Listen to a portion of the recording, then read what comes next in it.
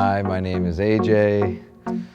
I wouldn't say I'm the creator of Sour Diesel. I am the servant and keeper of Sour Diesel.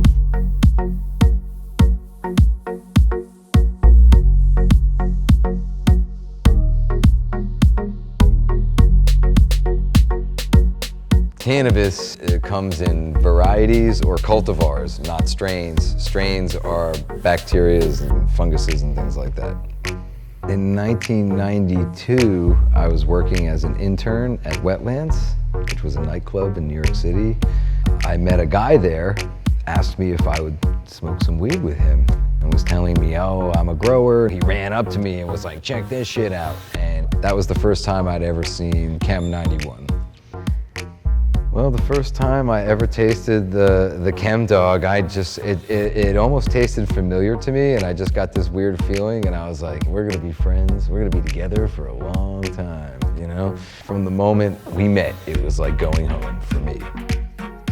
Some people feel that way when they start a relationship, you know, with another person or with anything, but, you know, we were always on the prowl for like the best weed back then. I mean, it was never tough to get weed in New York. It was tough to get good weed. What people didn't understand is that we always had cheap weed in New York, you know? There was good weed around, but it was hard to come by. And it was very expensive. You had to be out there looking for it. I mean, that's why we hung out in Central Park. We had to like constantly be on the prowl for good weed.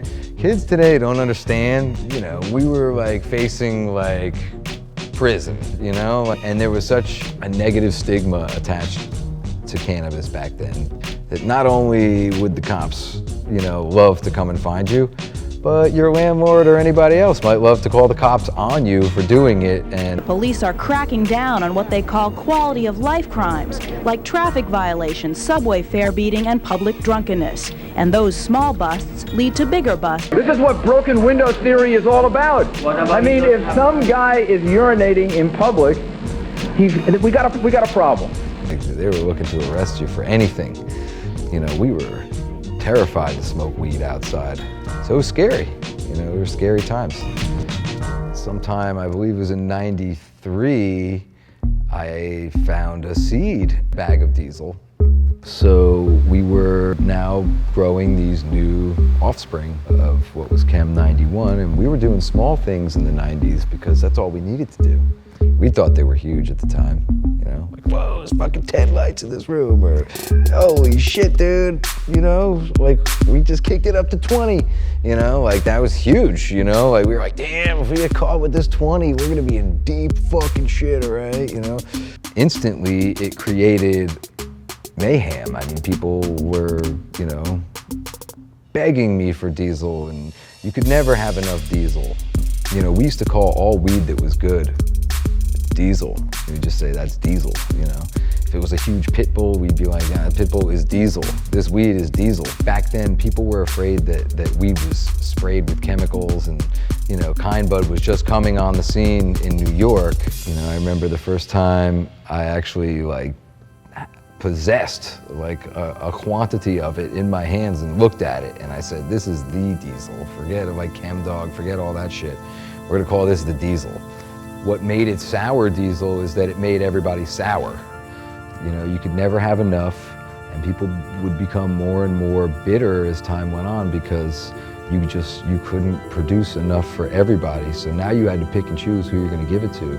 And that's what made, you know, the sour diesel sour. It was just souring relationships all over the place, you know. First of all, you have people in New York City that are not living in normal reality, okay?